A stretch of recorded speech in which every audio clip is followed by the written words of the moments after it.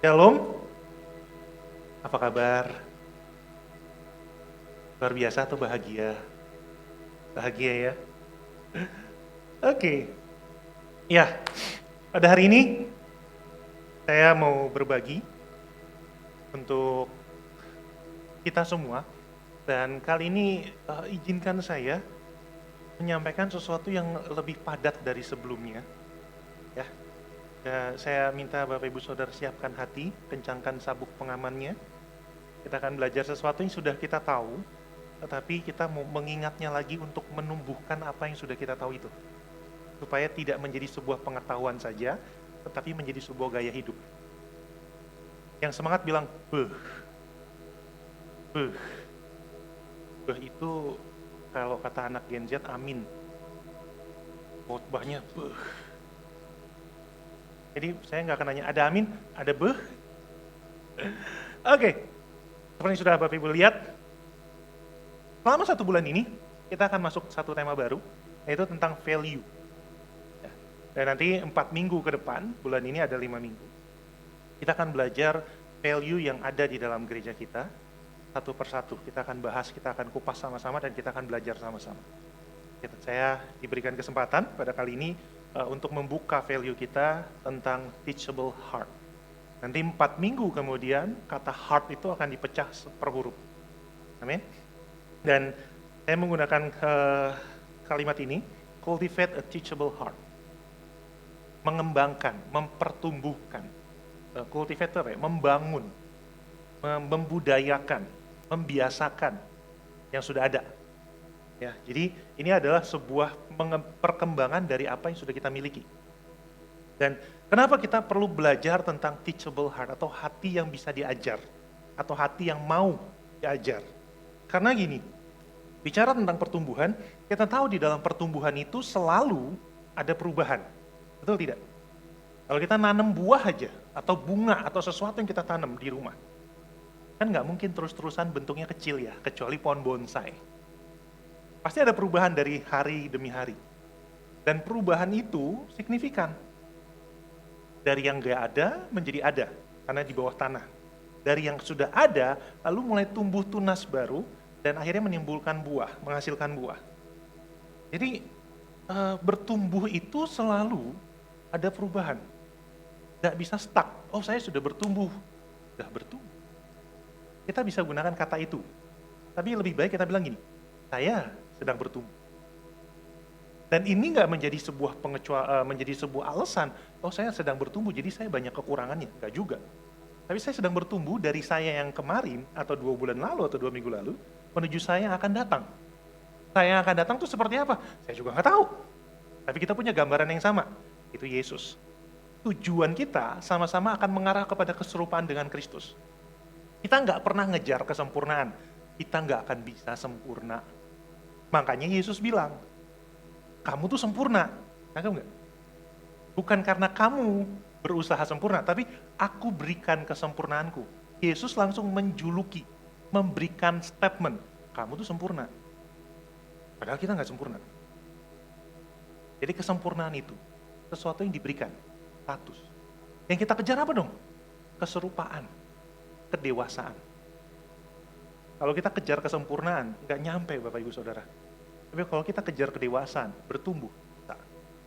So, kenapa sih kita perlu bertumbuh? Karena orang yang berhenti belajar, berhenti bertumbuh. Jadi kalau mau bertumbuh gimana? Belajar. Belajar kayak apa? Ya semua yang perlu kita pelajari hari-hari ini. Sesuai dengan apa yang sedang kita emban sebagai panggilan kita. Sebagai seorang anak mungkin, sebagai seorang pelajar mungkin, sebagai seorang hamba Tuhan mungkin. Pelajari itu terus. Dan ini nggak akan ada habisnya. Sampai kapan? Sampai Yesus sendiri bilang sama saudara, cukup. Kamu udah serupa. Dan saya percaya, di sini belum ada yang cukup serupa. Karena yang saya tahu di Alkitab, yang cukup serupa, dua-duanya terangkat hidup-hidup. Kita belum ada yang terangkat hidup-hidup ya. Berarti sepakat ya, termasuk yang ngomong nih, belum serupa ya. Karena kalau udah serupa, Yesus kan bilang, gak pantas hidup di sini. Surga yuk. Gak cukup lahan buat kamu belajar di bumi. 2 orang. Ada yang tahu? Teman saya itu. Teman Bapak Ibu Saudara bukan? Dua orang ini berhenti bertumbuh di bumi dan Tuhan bilang, udahlah naik, aku jemput kamu. Nah itu titik mentoknya. Dan mereka berhenti nggak bertumbuh? Enggak. Di surga mereka mengalami sesuatu yang baru. Sama seperti kita nanti waktu kita pulang ke surga. Entah pulangnya terangkat hidup-hidup atau pulangnya memang sudah habis jangka waktunya aja. Ya. Sampai di surga, jangan berharap dan berpikir bahwa, oh nanti aku, apa sih gambaran anak sekolah minggu tuh? Aku nanti akan menikmati jalan-jalan bersama Yesus. Aku akan menikmati jalan yang dari emas, pintu gerbang yang dari batu berlian. Berapa lama coba menikmati itu? Orang tinggal di dalam kekekalan, 10 tahun pasti bosan sama jalanan emas. Mau diapain itu jalanan emas? Mau diapain itu bangunan di kerajaan surga? Bosan pasti. Kita hidupnya nggak pakai tahun 10 tahun, 50 tahun, selamanya. Apa yang nggak membosankan di surga? Mengejar keserupaan dengan Kristus. Waktu kita belajar nih, udah 100 tahun di surga, ceritanya di surga. Semua masuk surga kan ya? Udah punya tiket ya? Dan nanti ada QRIS-nya biar scan masuk surga cepat di sini. Itu udah 100 tahun nih, di surga nih. Itu udah nikmati semua sisi kerajaan surga. Terus mau ngapain lagi? Kita udah tahu tahtanya Bapa, kita tahu kamar mandi surga ada di mana, ya kan? Terus ngapain lagi? Bosen. Kalau kita kejar surganya. Tapi waktu kita kejar pribadi yang punya surga, Yesus. Kita udah kejar 100 tahun nih, makin serupa. 101 tahun kemudian, Yesus punya karakter baru. Punya kebiasaan baru. Yang belum pernah kita kenal, yang belum pernah tertulis di dalam Alkitab. Kejar lagi. Oh gitu ya caranya ya. Oke. Pelajarin lagi. Tangkap ya. Nah pertanyaannya adalah gini. Are you teachable? Mau menjadi serupa dengan Kristus. Kalau nggak punya hati yang mau belajar, nggak serupa-serupa juga. Keserupaan sama Kristus tuh nggak kayak Om Pimpa Alium Gambreng. Yang sedikit jadi serupa. Enggak. Serupa jadi seperti Kristus itu adalah apa? Mau, kepengen, rindu menjadi seperti Kristus. So, saya tinggalkan pertanyaan ini buat saudara termasuk buat saya. Apakah saya juga bisa diajar atau enggak? Siap mendengarkan khotbah? Baru mau mulai nih. Oke. Saya akan buka dengan satu ayat ini.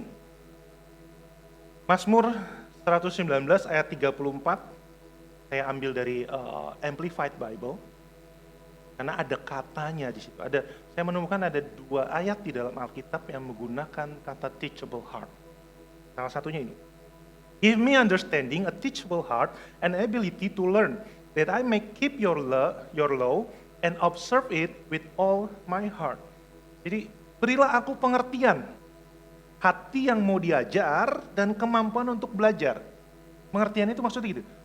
Kamu bisa memperoleh pengertian dari Tuhan kalau punya hati yang mau diajar, dan kemampuan untuk belajar. Supaya aku dapat memelihara hukum-Mu dan melakukannya sesuai dengan segenap hatiku. Kalau kita tidak punya kemampuan untuk belajar itu kan membosankan ya. Siapa yang di sini senang duduk 12 jam kampus, dengerin dosen ngomong. 2 jam pagi, istirahat sejam, 2 jam menjelang siang, istirahat 2 jam, terus sampai malam. Yang pernah kuliah pasti ngerti maksud saya. Cuman demi dapat 75% absensi doang. Karena 25%-nya kan boleh bolos ya. Ya, yang penting 75% kehadiran itu udah 50% nilainya udah bagus. 50-nya selanjutnya dari nilai. Kalau kita nggak punya kemampuan untuk duduk seperti Maria di dunianya Marta, nggak bisa belajar. Belajar itu nggak selamanya menyenangkan. Kalau semua pelajaran tentang Kristus itu menyenangkan, saya yakin ini gereja kosong. Rapture semua. Karena nggak sempat nunggu hari Minggu, dari Senin sampai Sabtu udah Bapak Ibu ngantri di depan untuk datang ibadah. Karena menyenangkan. Tapi kadang-kadang jujur-jujuran nih, butuh effort nggak untuk bangun dan berangkat ke gereja? Ya, butuh berjuang, mesti ngelawan rasa kantuk, mesti ngelawan keinginan untuk lanjut tidur. Padahal kalau bukan hari Minggu, bangun jam 4 pagi pun nggak masalah. Tapi giliran hari Minggu ada sesuatu yang nahan, kayak kita ketibanan jin apa gitu ya. mau bangun susah gitu.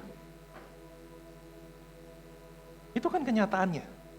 Tubuh kita, tubuh ini, tidak suka berada di hadirat Tuhan. Makanya Paulus bilang, latihlah diri beribadah. Tidak bisa tiba-tiba hanya karena kita sudah Kristen terus jadi rajin ibadah. Nggak.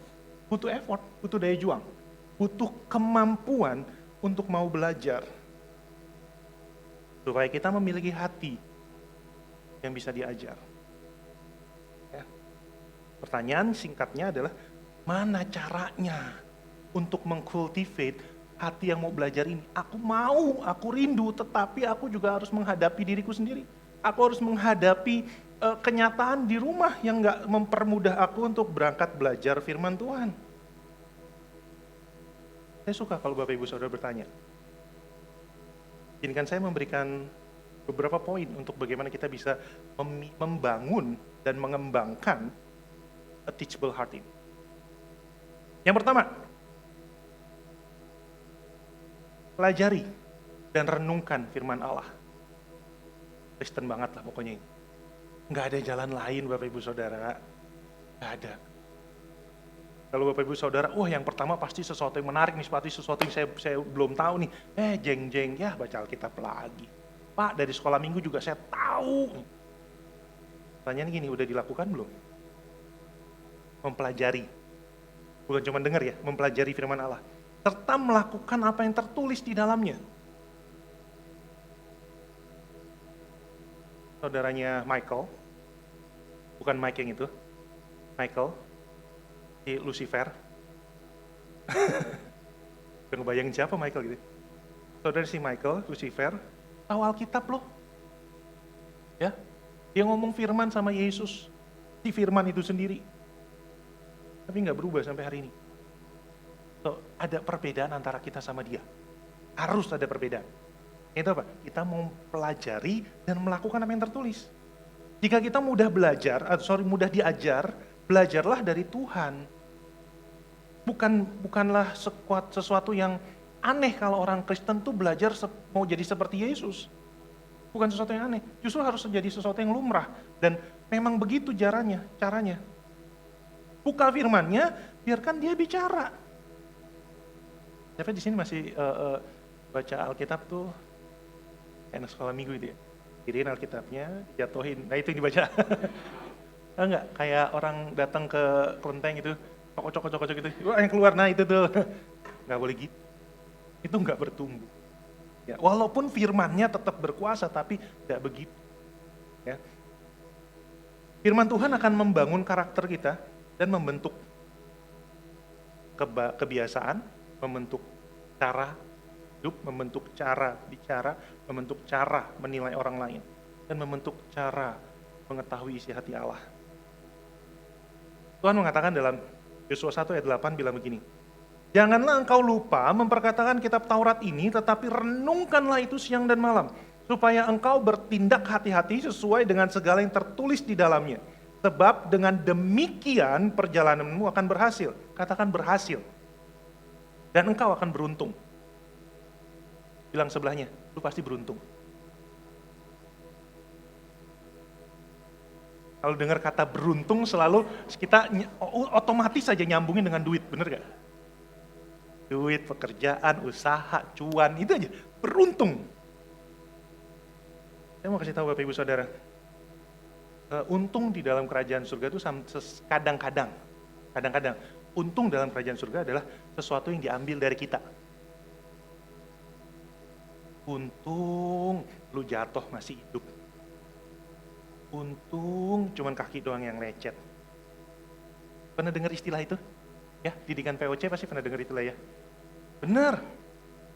Saya gitu. Jalan kemana gitu, injek batang pohon salak. Tahu batang pohon salak? Yang seluruhnya duri gitu. Mama bilang, untung cuman kaki doang. Emang jalannya pakai apa, Mah? Emang pakai kaki gitu. Masih ada untungnya. Dalam kerajaan surga, untung tuh nggak selalu yang kita terima. Tapi sesuatu yang kita relakan. Kenapa? Karena sesuatu yang kita tahan untuk kita relakan, tetapi kita nggak relakan, kadang-kadang menghambat. kadang-kadang membuat tertunda hal-hal yang besar yang Tuhan mau katakan atau Tuhan mau berikan. So Yosua menulis ini, perkatakanlah kitab Taurat ini dan renungkanlah. Kata renungkanlah itu di dalam bahasa Inggris ada menggunakan satu kata yang kita nggak suka, meditate. Tahu ya? Bukan meditasi, terus duduk bersila, bukan. Tapi membaca, meditasi gini, artinya ada 5, saya lupa. Membaca, menyanyikan, memperkatakan, memazmurkan, dan menyampaikan.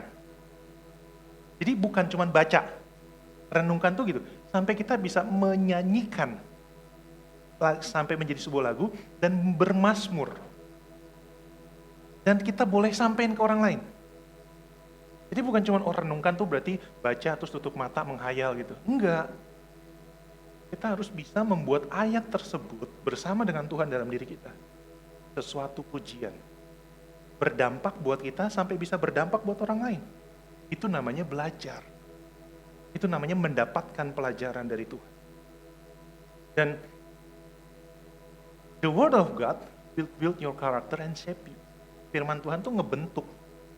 Tahu kerajinan tangan keramik, pejunan tahu ya, yang diputer gitu ya, dibentuk dari tanah liat, lalu dibentuk sesuai dengan keinginan si tukang pembuatnya itu. Saya mau tanya gini, apakah tanah liatnya itu sewaktu dibentuk, seperti yang tadi Lauren katakan, tanah liatnya loncat-loncat, tanah liatnya pas dipegang gitu, geli gitu, aku nggak mau di sini gitu, kayak dikelitikin sama orang. Nah, tanah liatnya nurut aja, mau diremes kayak, mau diangkat kayak, mau dibanting kayak, dia diem. Karena tujuannya cuma satu, ngebentuk sampai seperti pejunannya ini merasa oke, cukup. Dan selama dibentuk, selama proses itu, apa yang terjadi? Stagnansi. Dia nggak kemana-mana. Diem aja muter-muter di situ. Benar nggak? Muter dong ya. Hidup nggak ada perubahan, tanah liat tetap jadi tanah liat, belum bisa dipakai apa-apa, nggak kelar-kelar. Kita sering protes nggak sama Tuhan? Waktu hidup kita gitu-gitu aja bertahun-tahun. Kok nggak ada perubahan Tuhan? Kok nggak ada kenaikan sesuatu Tuhan? Gini-gini doang, pelayanan kok gini-gini doang, Tuhan pekerjaan kok gini-gini doang. Tuhan udah bertahun-tahun Tuhan kok nggak dapat promosi apalah. Kita lagi dibentuk. Selama kita dibentuk dan protes, ini Yesus lakukan, bentuk ulang.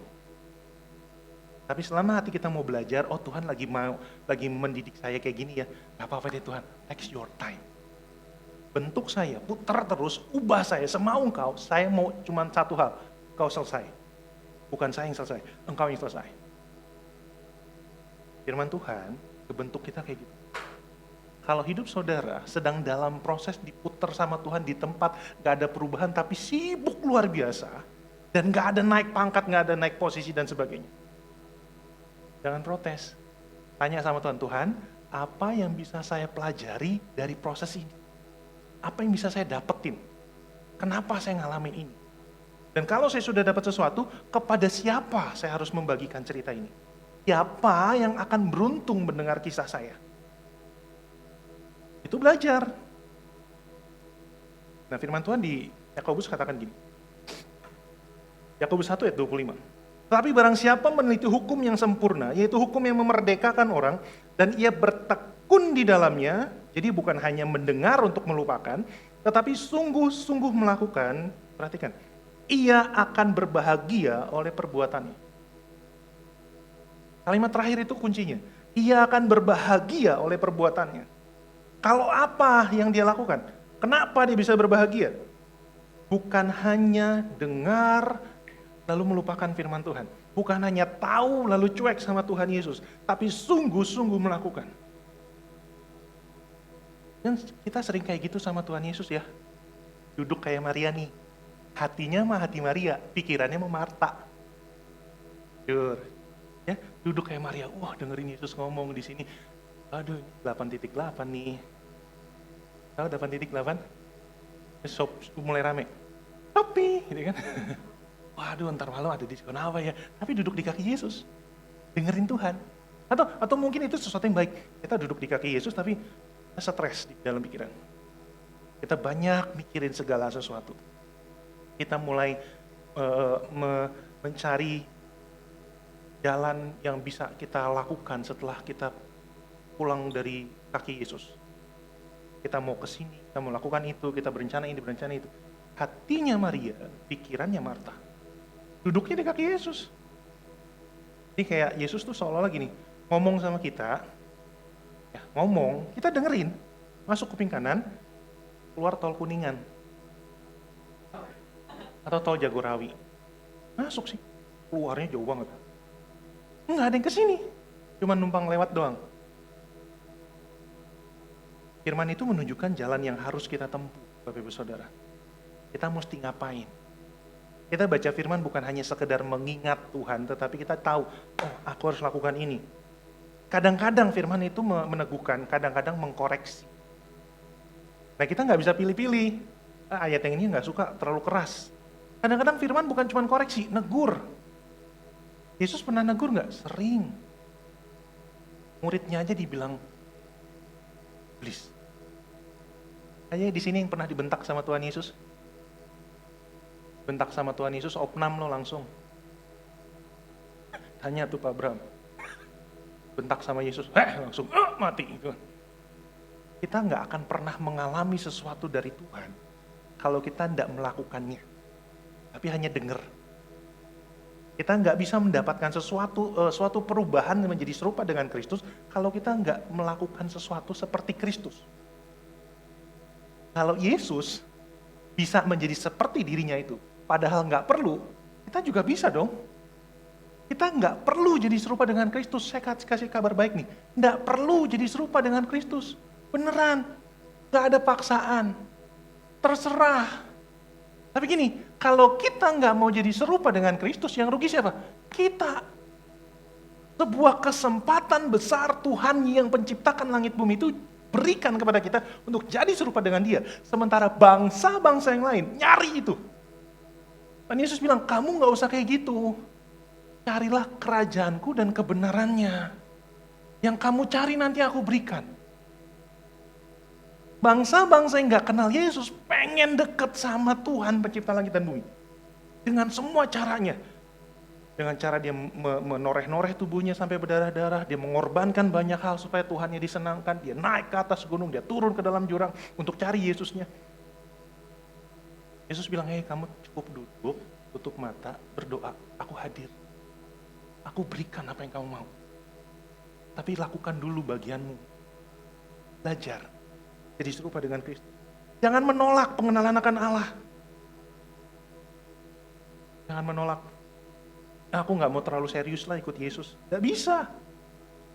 Gak bisa. Ikut Yesus pilihannya cuma 2. Serius atau enggak sama sekali. Udah. Gak bisa 50-50. Gak bisa. Karena surga sama neraka jauh. Aku mau sebagian tubuhku di surga, sebagian lagi di neraka. Gak bisa. Karena yang masuk surga kan yang serupa sama Yesus. Betul gak?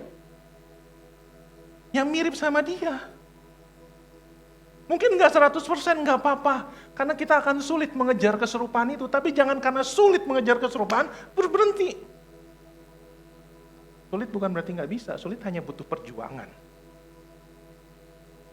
Tepok sebelahnya. Berjuang loh.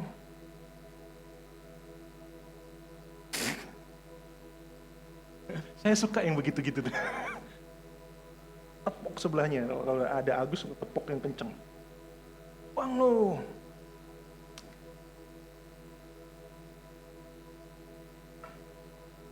Yakobus 1 ayat 25 bilang begini. Tetapi, kok salah?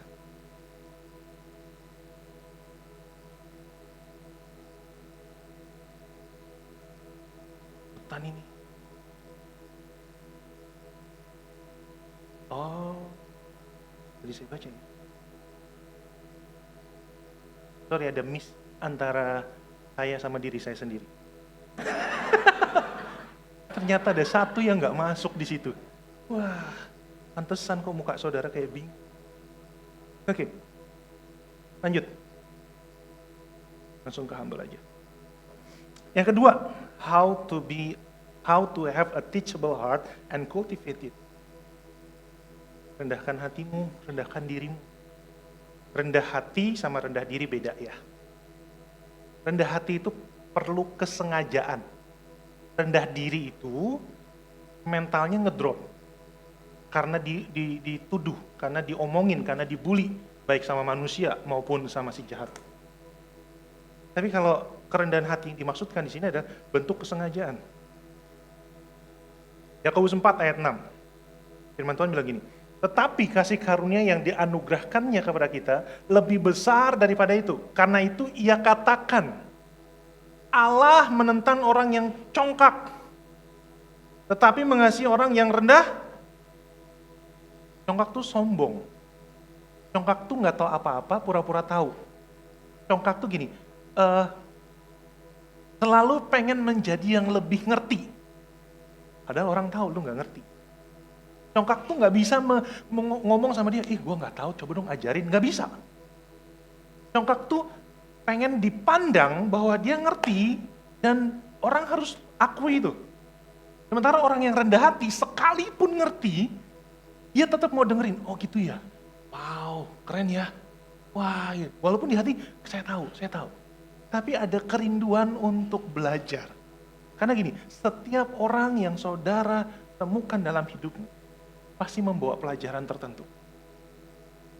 Baik yang tua maupun yang muda. Jadi rendahkan hatimu. Kadang mungkin kita perlu belajar dari orang yang kita nggak nyangka-nyangka. Belajar dari seseorang yang lebih muda dari kita. Bayangkan kalau kita yang usianya misalkan udah 40 tahun. Tiba-tiba harus belajar ketemu sama anak yang umur 17 tahun baru lulus SMA. Yang pertama kali kita lihat dari orang tersebut pasti apa? Lu bisa apa? Lu udah ngapain aja? Kita mulai ngelihat, kita mulai cek, kita mulai analisa hidupnya seperti apa sebelum ketemu sama kita. Setelah kita tahu, oh, oke, ini orang bisa saya pelajari. Tapi kalau kita lihat hidup orang itu, ini nggak terlalu berarti lah gitu. Nggak usah didengar lah omongannya gitu. Kita mulai nggak mau lagi bicara sama orang tersebut terlalu panjang lebar. Saya mau katakan gini, tapi ibu saudara, di dalam setiap orang, Tuhan taruh harta karun, a treasure.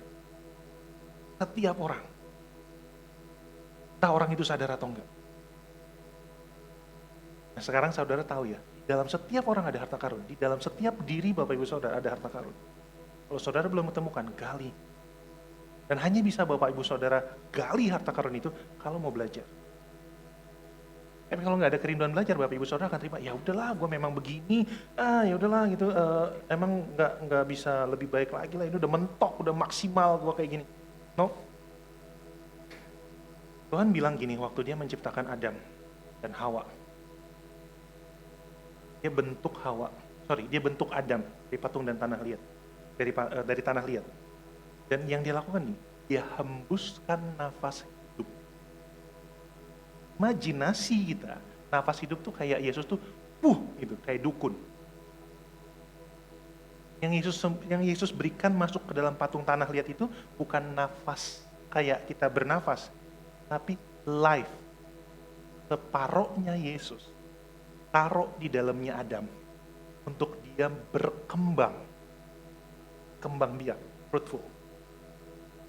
Supaya semua keturunan Adam punya kemampuan jadi serupa seperti Kristus. That's the treasure. Spirit of God. Termasuk orang yang belum percaya Yesus adalah Tuhan. Karena rohnya, hidup mereka dari Yesus. Mau mereka lahir di keluarga yang gak kenal Yesus, mereka beragama yang gak kenal Yesus, di dalam diri mereka punya harta karun yang sama. Spirit of God. Itu yang perlu kita gali. Dan kalau di dalam kita ada roh Allah, itu roh kita sendiri, yang bersumber dari Allah, so berarti kita punya kemampuan untuk menjadi seperti Allah yang kita kenal, yaitu Yesus. Betul enggak? Tapi kalau kita enggak tahu kita punya kemampuan itu, karena kita enggak mempelajarinya, kita enggak serupa juga. Dan kita bilang, Aku hanya mau belajar untuk menjadi serupa dengan Kristus, dengan orang yang kita mulai mengkategorikan A, B, C. Kalau dia nggak begini, nggak begitu, gue nggak mau. Ada orang bilang gini, ya masa dengerin hamba Tuhannya aja masih naik motor. Gue mau dengerin hamba Tuhan yang naik Alphard. Giliran hamba Tuhan yang naik Alphard, ngomongnya beda lagi. Hamba Tuhan bukan yang melayani, malah nyari duit. Minta persepuluhan. Lu maunya apa? Ada orang ngomong gitu sama saya belasan tahun yang lalu. Kan lebih enak dengerin yang begitu ya Pak Anton ya. Aja karena saya naik motor. Saya ngomong apa ya Tuhan ya gitu. Dia sendiri juga masih belum seperti yang dia katakan. Saya mau katakan, saya kalau orang itu ada sekarang, saya mau bilang gini. Yesus naik keledai loh. Berarti kamu gak mau dengerin Yesus. Benar gak? Kalau kita belajar dari seseorang karena atributnya, kita nggak belajar. Kita lagi terpesona sama atributnya. Belajar dari setiap orang. Ada orang yang memang bisa kita pelajari banyak hal. Ada orang kita pelajari cuman karena sesuatu yang sederhana yang dia alami. Udah kita ambil sebagian itu enggak apa-apa. Itu kalau tentang orang lain. Sekarang tentang diri sendiri. Pastikan Bapak Ibu Saudara, ada sesuatu dalam hidupmu yang bisa dipelajari oleh orang lain. Sekalipun mungkin cuma sedikit. Oke, pastikan itu. Karena ada di dalam hidup setiap kita sesuatu yang bisa dipelajari oleh orang lain. Kalau kita mau rendahkan hati. Kalau kita mau belajar. Amin? Ini bisa rendah hati semua? Nah, kalau saya suruh cuci kaki masing-masing satu sama lain mau? Enggak. Kerendahan hati Yesus ya, kerendahan hati Yesus ya. Sampai ke kakinya Yudas loh. Itu kerendahan hatinya Yesus. Dia raja, dia pencipta langit dan bumi, dia yang bikin kakinya Yudas. Yang cuci kakinya. Dan waktu dia cuci, sadar nggak dia kalau dia bakal dikhianati? Sadar. Karena memang dia pilih Yudas untuk menjadi pengkhianat. Peran Yudas paling gak enak. Jangan terus-terusan salahin Yudas Bapak Ibu. Yudas hanya melakukan bagiannya dia aja. Walaupun bagian itu menyakitkan. Saya suka agak bingung sama banyak orang Kristen di luar sana. Benci banget sama Yudas itu. Marah banget sama Yudas. Padahal kan gara-gara Yudas kita diampuni. Ya? Yudas yang menjadi alat, tanda kutip, kerajaan surga untuk membuat Yesus disalib. Jangan terlalu benci sama Yudas, memang itu bagian dia sudah. Yudas ada di mana Pak? Yudas masuk surga apa masuk neraka? Saya mau tanya gini, apakah kita udah lebih baik dari Yudas? Kita pernah mengkhianati Yesus kan ya? Pernah nggak mengkhianati Yesus? Tuhan, aku mau mencintai Engkau lebih banyak. Aku mau mengasihi Engkau lebih banyak Tuhan. Gunung tinggi kudaki, hujan lebat ku tembus. Kenapa kemarin nggak datang? Pilek Pak. Kita pernah mengkhianati Yesus. Yang ngomong juga pernah mengkhianati. Kita punya kemampuan untuk menjadi seperti Yudas. Hanya saja kita sudah diampuni lebih dulu. Ya, balik lagi. So, apa langkah selanjutnya? Untuk kita bisa memiliki, membangun, mengembangkan, dan membuat kebiasaan menjadi, membuat hati yang mau belajar menjadi sebuah kebiasaan. Yang ketiga adalah turn and observe. Nggak bisa hanya mendengar, lalu nggak melakukan. Enaknya kalau dalam bahasa Inggris ada hear, ada listen. Kalau dalam bahasa Indonesia ya dengar aja gitu. Atau mungkin yang lebih dalam memperhatikan. Ya bedanya kan kalau hear, ya dengar, tahu gitu. Tapi kalau listen, it mean like pay attention. Kita berusaha untuk memperhatikan. Kita membayar harga untuk fokus. Amsal 19 ayat 20 mengatakan begini. Dengarkanlah nasihat dan terimalah didikan, supaya engkau menjadi bijak di masa depan. Dengarkan kata di sini menggunakan listen. Bukan cuman yang penting tahu, ada suara firman Tuhan. Enggak. Kata dengarkan sering digunakan dalam Alkitab. Jadi dengarkanlah firman Allah ini diberikan menggunakan kata bahasa Inggrisnya pay attention. Memperhatikan dengan sungguh-sungguh, dengan serius. Karena tahu bahwa apa yang didengar itu berarti penting buat kita. Jangan selalu, ini yang perlu jadi pelajaran, jangan selalu mau mendominasi pembicaraan, terutama dengan Tuhan. Tuhan, tapi kan begini Tuhan, firman-Mu memang ngomong gitu. Ya tapi kan saya manusia Tuhan, namanya juga manusia, Tuhan punya banyak kelemahan. Terus saja. Kita berusaha mendominasi firman dengan kelemahan. Kita berusaha mendominasi firman dengan keterbatasan. Dan akhirnya kebiasaan itu juga numbuh di dalam setiap pembicaraan kita. Kita lagi duduk gitu ya. Gue lagi ngalamin masalah nih. Masalah gue begini. Aduh, hidup gue berat itu.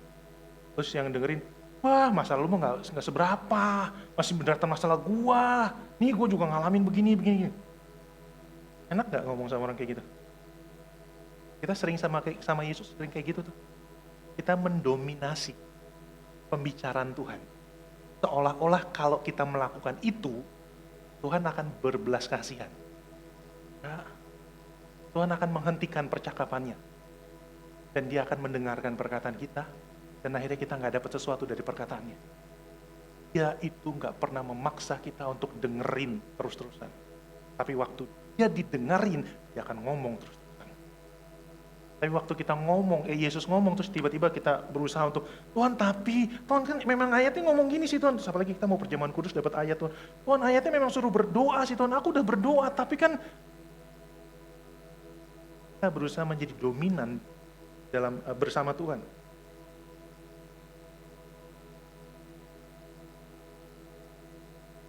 Ada yang bilang gini, manusia kan punya 2 telinga, 1 mulut ya. Tahu ya saudara situ ya, mendengar lebih banyak, ngomong lebih sedikit ya. Tapi seringkali kita berdalih gitu kan, ya tapi kan saya sambil ngomong, saya bisa sambil mendengarkan, gak apa-apa gitu, saya tetap ngomong, jadi kuping saya selalu terbuka kok, gak pernah ketutup gitu. Seseorang yang memiliki sikap belajar akan lebih banyak mendengar daripada berbicara. Lebih banyak mendengar daripada berbicara. Jika kita lebih banyak berbicara daripada mendengar, terutama misalkan di hadapan atasan kita, di kantor, di hadapan dosen misalkan, di hadapan guru, yang harusnya mereka yang banyak ngomong ngasih tahu ke kita berusaha untuk ngomong lebih banyak dari mereka. Di hadapan pelatih misalkan, seorang atlet gitu, diajarin, lu kalau nyemes bola jangan gitu. Wah harusnya lebih baik, lu kalau nendang bola harusnya jangan pakai tumit, pakai kaki bagian depan. Kita berusaha untuk membenarkan diri. Dan akhirnya kita nggak memiliki sikap mau belajar. Dan akhirnya nggak mendapatkan apapun. Mendengarkan dan mengobservasi apa yang kita dengarkan, lalu kita masukkan ke hati dan melakukan apa yang kita sudah dengar itu. Itu hati yang mau belajar. Dan itu butuh kerendahan hati untuk bisa sampai titik nomor 3. Kita nggak bisa mendengarkan tanpa mempunyai kerendahan hati. Di pertemuan selanjutnya, di minggu depan, Pastor Agus akan mengupas lebih banyak tentang kerendahan hati. Ya. Lalu langkah selanjutnya apa? Take counsel, ask question, and request help. Jangan berpikir bahwa saudara mengetahui semuanya, sehingga nggak perlu tanya sama orang, sehingga nggak butuh bimbingan, sehingga nggak perlu minta pertolongan. Enggak, saya bisa sendiri. Enggak, saya bisa lakukan ini. Enggak, saya nggak butuh orang lain. No. Apa yang firman Tuhan katakan kalau ada orang yang merasa nggak perlu tanya orang lain, nggak perlu minta pertolongan orang lain? Firman Tuhan bilang begini, Wahyu 3 ayat 17 katakan begini, karena engkau berkata, aku kaya dan aku telah memperkayakan diriku, dan aku tidak kekurangan apa-apa. Sombong banget ini. Dan karena engkau tidak tahu bahwa engkau melarat dan malang, miskin, buta, dan telanjang. Untuk orang-orang yang kayak begini gak bisa dilakukan apa-apa Bapak Ibu. Dia merasa dirinya cukup, dia bisa, dia melakukan hal ini dan hal itu, dia punya sesuatu yang besar dalam diri dia. Anyone with his attitude unteachable, gak bisa diajar. Lebih baik kita punya semua yang kita ketahui, kita punya semua yang kita miliki, tapi tetap memiliki kerendahan hati dan mau belajar. Kita boleh memiliki semua pengetahuan, kita boleh memiliki semua kekayaan, kita boleh memiliki semua harta benda, materi dan sebagainya. Akademi juga boleh. Tapi jangan lupa memiliki kerendahan hati untuk selalu belajar. Dan gini, bukanlah sebuah kelemahan kalau kita minta tolong sama orang lain. Bukanlah sebuah kejelekan kalau kita mau konsultasi, mau minta nasihat dari orang lain. Kenapa? Karena ini kebenarannya. Nobody knows everything. We all have our areas of ignorance. Gak semua orang tahu tentang segala sesuatu. Kita selalu punya bagian ketidaktahuan di dalam hidup kita. Pasti ada. Nah kalau kita nggak sadar tentang ada area ketidaktahuan dalam hidup kita akan merasa bahwa aku tahu semuanya. Dan Bapak Ibu tahu nggak, orang yang selalu merasa tahu tentang segala sesuatu, itu yang seperti apa? Kayak bocah. Bener. Diajarin sedikit nih ya, cara ngupas bawang. Belum selesai. Aku tahu. Udah coba. Bawangnya nggak kekupas, tangannya berdarah. Karena baru ngeliat sedikit. Baru diajarin tentang, cara nulis yang baik gimana. Megangnya tuh begini, aku tahu. Bentar diajarin, enggak aku tahu, aku bisa. Ya udah coba. Tadi gimana? Bocah tuh gitu. Nah di hadapan Tuhan, orang yang rasanya sudah punya segala sesuatu, tidak bisa diperlakukan sebagai orang dewasa. Dan orang yang tidak bisa diperlakukan menjadi seorang yang dewasa di hadapan Tuhan, tidak bisa diberikan berkat orang dewasa. Pandai mana orang yang masih kanak-kanak dengan orang yang sudah dewasa dalam mengelola uang 1 juta. Yang sudah dewasa bukan? Anak-anak bingung. Dia pasti yang pikiran pertama, dia mau jajan, dia mau habisin, dia mau beliin ini, mau beliin itu. Orang yang sudah dewasa dikasih 1 juta rupiah, dia mulai renungkan, apa yang penting ya? Kebutuhanku apa ya? Tagihanku udah kebayar belum ya? Nah, Tuhan lebih mudah ngomong sama orang yang mau belajar. Sama orang yang nggak mau belajar, Tuhan susah. Tuhan pelihara, Tuhan sayang, Tuhan jagain. Tapi nggak bisa dipercayakan lebih banyak. Tugas dan tanggung jawab nggak bisa lebih banyak, berkat juga nggak bisa lebih banyak. Kenapa? Sembrono. Belanja nggak pakai nawar. Main ketok harga juga, dipikir memang harganya sekian nih. Tapi kalau orang yang dewasa, ya walaupun banyak orang dewasa yang nawar juga agak killer juga sih ya. Lu kalau dikasih harga 10.000, tawar 2.000. Itu kalau Belanda masih ada di sini, dia pulang langsung ke Belanda. Orang Indonesia kalau nawar kejam. Boleh nawar lah, tapi jangan terlalu kejam. Bahkan terkait dengan apa yang sudah kita ketahui, misalkan kita udah menjadi seorang anak mahasiswa semester 4 misalkan itu ya. Lalu ketemu sama anak mahasiswa yang baru masuk. Masih hijau nih, ya. Yang semester 4 udah tahu tentang hal yang akan dihadapi sama anak semester 1. Tapi dengan kerendahan hati yang semester 4 ini tahu anak yang baru semester 1 ini adalah seseorang. Jadi somebody yang mungkin punya cerita yang jauh lebih penting untuk dia dengarkan daripada dia harus mendengarkan apa yang gue punya. Sekalipun gue udah semester 4, ya ada kelas nih. Tapi kalau dia ngobrol, dia akan mendapatkan sesuatu. Orang yang gak mau belajar merasa, gue udah semester 4, lu masih baru, diem lu, push up, ayo, jalan jongkok. Saudara pahamilah bahwa pengetahuan itu bertumbuh setiap saat, baik tentang dunia maupun tentang kerajaan surga. Berkembang setiap hari. Tentang Yesus pun berkembang. Ini yang pernah baca Alkitab pasti setuju dengan saya. 12 tahun atau 10 tahun yang lalu kita baca firman Tuhan. Dan kita baca firman yang sama saat ini. Beda nggak hasilnya? Walaupun firmannya sama. Kita belajar tentang 10 pasal di 10 tahun yang lalu kita pelajari sekarang. Beda. Apalagi di zaman 10 tahun yang lalu, Alkitab belum banyak versi. Sekarang Alkitab diterjemahkan lebih banyak versi. Kita baca, maksudnya ini toh. Oh iya. Kalau dulu kita baca Alkitab, yang menerjemahkan bahasa Alkitab di zaman dulu TB1 itu, bahasanya kaku. Contoh yang paling sederhana. Bapa kami yang di surga, dikuduskanlah namamu. Datanglah kerajaanmu, jadilah kehendakmu di bumi. Berikanlah kami pada hari ini makanan kami yang secukupnya. Bahasa aslinya nggak secukupnya. Daily bread. Makanan harian. Nah, kenapa diterjemahkan makanan yang secukupnya? Karena yang menerjemahkan orang sopan. Nggak mau kurang ajar sama Tuhan, tak tuh jangan berlebihan. Asal cukup. Mungkin dia orang Jawa. Yang penting cukup, bisa makan, kenyang, udah. Udah itu aja maksudnya. Udah, berilah kami makanan hari ini yang secukupnya. Bahasa aslinya, daily bread. Makanan sehari-hari. Nah, ini pasti beda dong. Makanan sehari-harinya kita dengan orang di negara lain beda. Yang kita butuhkan hari ini dengan yang orang lain butuhkan beda. Jadi jangan minta hal yang sama dengan orang lain. Porsi saudara sama porsi saya sama nggak? Jadi kalau saya minta sesuatu, oh saya mau minta yang kayak Pak Anton, nggak perlu, nggak habis, mubazir. Nangkap pesannya, nangkap ya? Minta yang sesuai dengan porsimu. Kalau nggak ngerti Tuhan, saya nggak tahu porsi saya dalam hal rohani itu saya harus minta seberapa banyak sih, berdoa. Tuhan, engkau tahu porsiku, berikan sesuai porsi. Amin.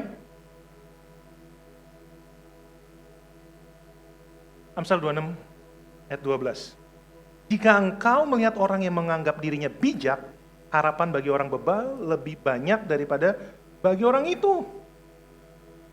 Bapak Ibu Saudara, orang bijak tuh selalu pengen dirinya dikenal lebih tahu lebih banyak. Padahal orang tahu dia nggak tahu sebanyak itu. Kenapa? Apa yang kamu nggak tahu ya kamu nggak tahu. Dan nggak perlu malu mengatakan apa yang kamu nggak tahu, bahwa kamu nggak tahu. Jawab aja. Dengan begitu kamu punya kesempatan, saudara punya kesempatan untuk belajar lebih banyak. So, ini adalah 4 cara untuk saudara bisa mengcultivate teachable heart. Pertanyaannya gini, gimana, apa benefitnya untuk memiliki hati yang mau belajar? Saya akan lakukan ini dengan cepat. Waktu berjalan terus ternyata. Oke, saya minta izin extra time ya teman-teman. It keep you humble and help you to grow in humility. Sekali lagi, humility akan dibahas sama Bapak Gembala kita minggu depan. So, hadir ya, karena ini akan nyambung terus. Mazmur 25 ayat 9 bilang begini, ia membimbing orang yang rendah hati menurut hukum dan ia mengajarkan jalannya kepada orang yang rendah hati.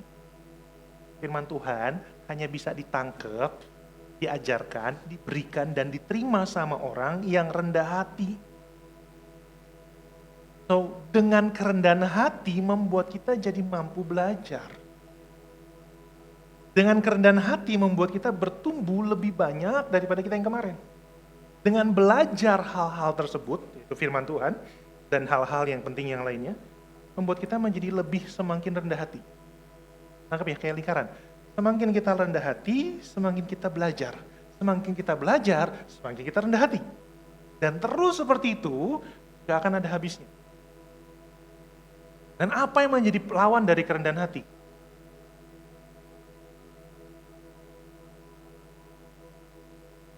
Kamu gak rendah hati? Oh udah.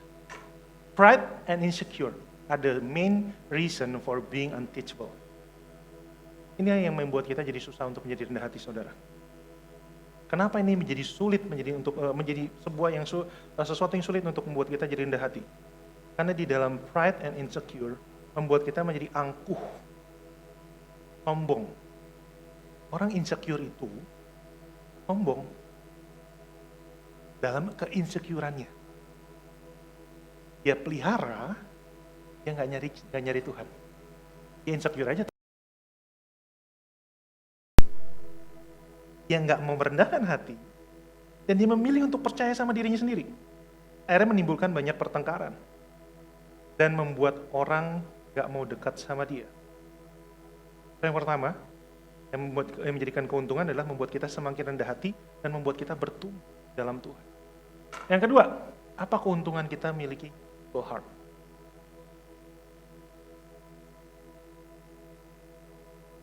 Become more knowledge and wiser. Kita belajar untuk menjadi rendah hati membuat kita menjadi makin banyak pengetahuan. Karena orang rendah hati mau dengar, orang rendah hati mau belajar, orang rendah hati mau menerima. Sehingga dia semakin bijak setiap saat. Dan kita akan mengalami pertumbuhan spiritual dan pertumbuhan pribadi dalam hal kerendahan hati ini. Ya, akan banyak peningkatan aspek dalam kehidupan. Di dalam pekerjaan terutama. Orang lebih mudah mempercayakan suatu tugas besar kepada orang yang mau belajar, kepada orang yang mau mengerti hal yang baru, kepada orang yang nggak mau nyerah daripada memberikan kepercayaan pekerjaan yang besar kepada orang yang merasa dirinya sanggup, merasa dirinya pintar. Beberapa waktu yang lalu saya ngobrol oleh seorang teman, dia merasa dirinya malu karena diberikan tugas untuk mewakili suatu institusi, tapi ternyata nggak mampu. Ternyata nggak bisa gitu. Dia nggak memenuhi target yang diharapkan. Dia nggak mencakup itu. Dan orang-orang di sekitar dia bilang, wah padahal kan kamu lulusan ini ya, wah gua kira lu bisa, terus gitu. Orang ngomong harapan yang nggak tercapai dari orang tersebut. Dan orang ini merasa, wah malu saya gitu. Wah seminggu nggak bisa ngomong banyak di tempat kerja dia. Dan saya bilang gini, lebih baik kamu malu karena kamu tahu kamu nggak bisa, daripada kamu bangga karena kamu nggak tahu kenapa kamu bisa. Sekarang kamu tahu kamu bisa belajar.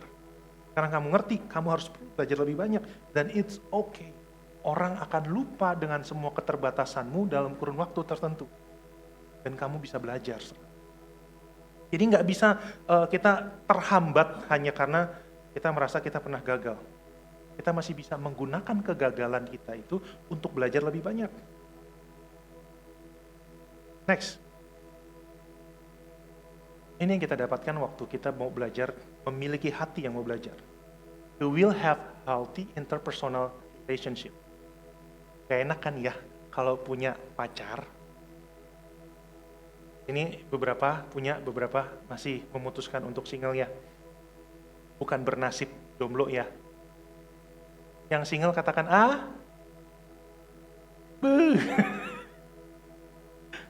enak nggak kira-kira sama orang yang selalu mendominasi hubungan dalam persahabatan? Makan dia yang tentuin, naik angkot maunya dia yang tentuin, berangkat dia mau yang tentuin, nonton dia yang tentuin, semuanya dia. Nggak dikasih kesempatan kita untuk merasa bahwa kita memiliki hubungan tersebut. Kalau hati orang nggak mau belajar, nggak bisa seperti ini. Tapi waktu hatinya belajar, kita menikmati hubungan. Orang yang hatinya nggak mau belajar, sulit untuk menikmati hubungan. Dan kita jadi minim banget terlibat perdebatan, perselisihan. Dan kita akan meminimalisir. Kenapa? Kita lebih suka dengerin orang. So, konklusinya gimana? Ini konklusi. Jika kita nggak mau diajar, hidup kita nggak akan jadi lebih baik. Kalau kita nggak punya teachable heart, yang ada gini, kita akan ketidakmauan belajar kita akan menjadi bumerang buat diri kita sendiri. Firman-nya bilang gini, dalam bahasa Indonesia saya percaya Bapak Ibu tahu, bahasa Inggrisnya lebih mudah untuk dimengerti. For whoever has a teachable heart, to him more understanding will be given. And whoever does not have a yearning for truth, even what he has will be taken away from him. Orang yang nggak punya hati yang mau belajar atau untuk diajar, akan diambil semua yang dia punya.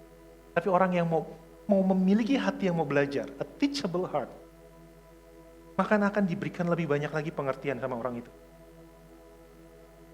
So, jangan izinkan saudara tidak menjadi serupa dengan Kristus. Saya akan akhiri khotbah saya ini dengan teladan Kristus. Ini adalah contoh yang terbaik Bapak Ibu Saudara.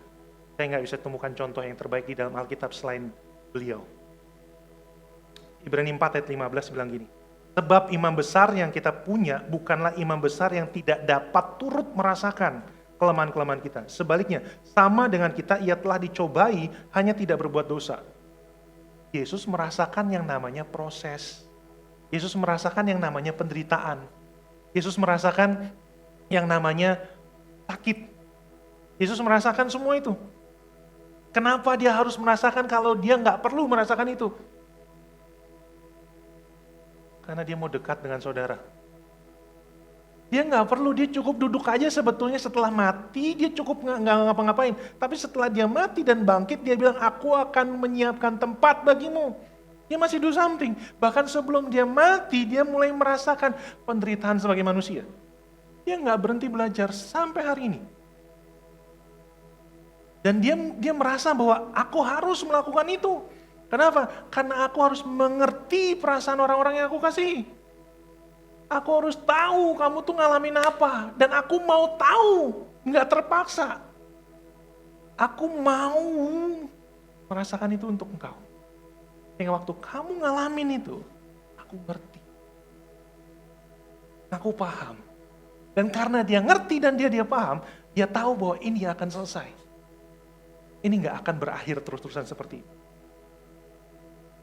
Ibrani 2 ayat 17 katakan begini. Itulah sebabnya maka dalam segala hal ia harus disamakan dengan saudara-saudaranya. Siapa saudaranya? Kita.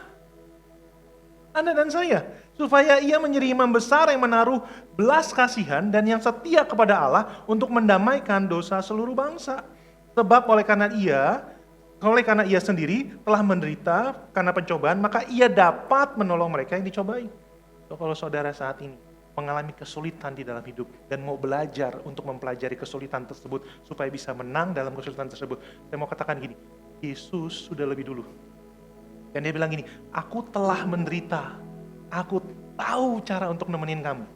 Dan waktu aku mau memberikan engkau kelegaan, aku nggak membukakan pintu untuk kamu lari. Dia nggak memberikan pintu untuk keluar, tapi dia memberikan jalan menuju jalan keluar. Dia memberikan pengharapan, dia memberikan kekuatan. Sementara kita kalau berdoa, kita merasa bahwa kalau Tuhan benar hidup dan sayang sama saya, berikan saya jalan keluar dari masalah ini. Kita maunya run out, not the way out. Yang Tuhan berikan, hope. Dia Immanuel, dia setia, dia temenin kita. Sampai titik selesai. Dia gak akan izinin saudara potong kompas, ambil jalan pintas. Yesus harus mengalami itu semua demi saudara. Dia nggak jadi sombong dan bilang, aku nggak perlu belajar, aku kan Allah, aku nggak perlu menderita dong, cukup mati aja di kayu salib, selesai. No, aku harus, karena aku mau mendekat sama saudara, sama setiap orang yang dia kasih. Dan bahkan gini, saya menemukan gini, beberapa hal dalam hidup hanya bisa dimengerti kalau kita ngalamin. Kalau kita nggak ngalamin, kita nggak ngerti. Dan kalau kita nggak ngerti, kita nggak bisa ngapa-ngapain. Beberapa hal dalam hidup, memang Tuhan izinkan saudara untuk lewati. Itu nyakitin, melukain banget. Bikin kita nggak semangat. Bikin kita pahit mungkin. Bikin kita nggak semangat untuk menyapa orang, nggak semangat tersenyum, nggak semangat untuk berkomunikasi lagi, membuat kita memilih untuk berdiam, menyembunyikan diri di kamar dan sebagainya. Tapi beberapa hal harus dilewati seperti itu. Momen saudara bersama Tuhan itu penting, sekalipun penuh dengan air mata. Karena di momen itu, perasaan saudara dengan perasaan Kristus mulai match, mulai sama, mulai mengalami hal yang serupa walaupun mungkin gak segambar. Kenapa kita perlu ngalamin itu semua? Karena gini, a teachable heart, the bridge between where you are and where God wants you. Hati yang mau belajar adalah sebuah jembatan untuk memindahkan engkau dari keadaanmu sekarang menuju keadaan yang Tuhan sudah tentukan di depan. Menuju tempat masa depan yang Tuhan sudah tentukan. Tapi kalau enggak ada hati yang belajar, yang rindu mau diajar, tempat itu hanya sebuah angan-angan. Hati yang bisa diajar membawa saudara menuju tempat yang saudara rindukan, yang Tuhan sudah tentukan.